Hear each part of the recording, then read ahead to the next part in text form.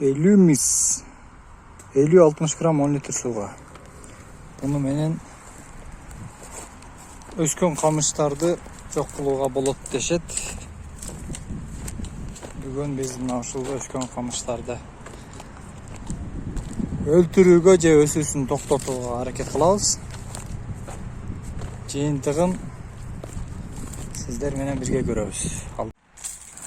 Албетте мынтип эле чачып койгон жокпуз. Бул мисал катарында ошол 50 соток жерге чачтык.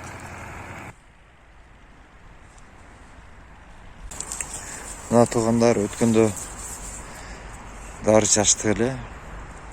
Ошол дарынын эффектиси андан бери 10 күндөй өтүп калды.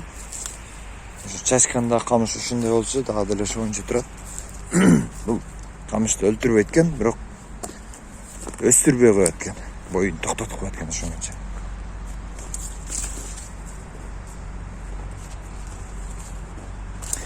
Демек, камыш жаңы чыккан мезгилдерде чачып кое турган болсо, камыштын өсүүсүн токтотуп коет экен.